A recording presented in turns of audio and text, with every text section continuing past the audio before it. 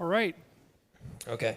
So you've said that one of your moral axioms is that pain is bad, and so we should work to eliminate unnecessary suffering.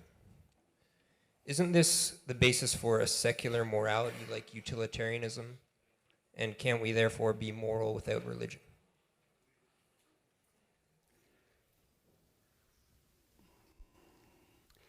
Well, I don't think that it's, first of all, probably to the first question, but that's also, that derivation is predicated on the idea that that's the only idea, that I'm putting forward as an ethical idea, and it's not.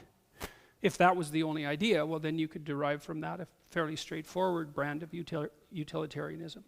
But it also, I think, to push the argument in that direction also necessitates the reduction of what might constitute pain to something too unidimensional, because I think suffering is a better term than pain, although pain in some sense is at the core of suffering. Suffering is a multidimensional phenomena, and I don't think that you can draw a simple utilitarian argument from that either the existence of suffering or the observation that it's the reduction of unnecessary suffering might be a good thing. So I'm also leery of those.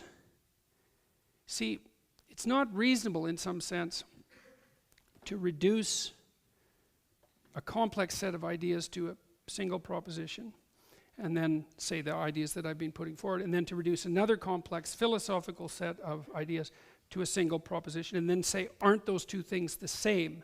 And they are once you reduce them to the two simple axioms, or you could argue that they're the same, but I would say there's a tremendous amount left out in the telling, and that what's left out is relevant. It kind of reminds me of those philosophical games that psychologists often play. It's like, well, if there was, I think what's the one, I don't know if I can recall this properly. It's the trolley cart problem. It's something like, if there was a train that was out of control and it was going towards 6 people on one track, would you flip a switch so it switched tracks and only killed one person? Would you do that? And I read a question like that and I think, that's a stupid question.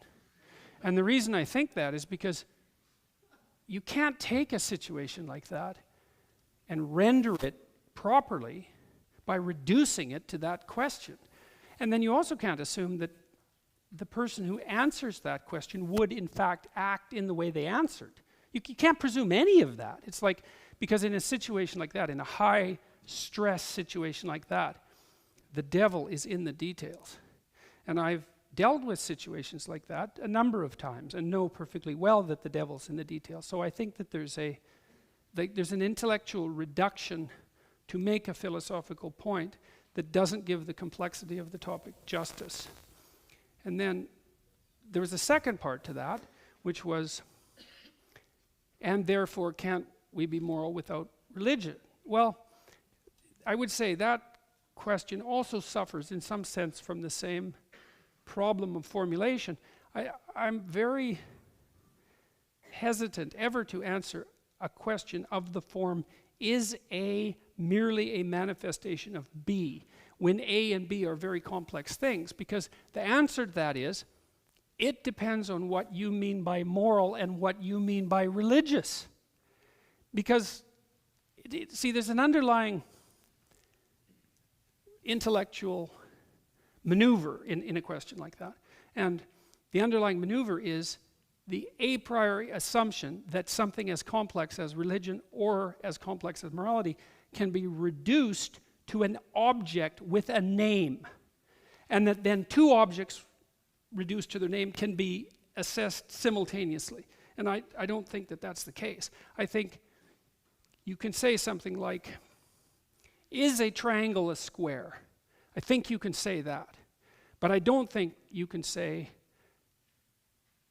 is it possible to have morality without religion? I don't think you can have that question, because it has to be expanded out. So it's like, what do you mean by morality exactly? And what do you mean by religion? Because maybe and maybe not. And so the answer to that question is to decompose the question.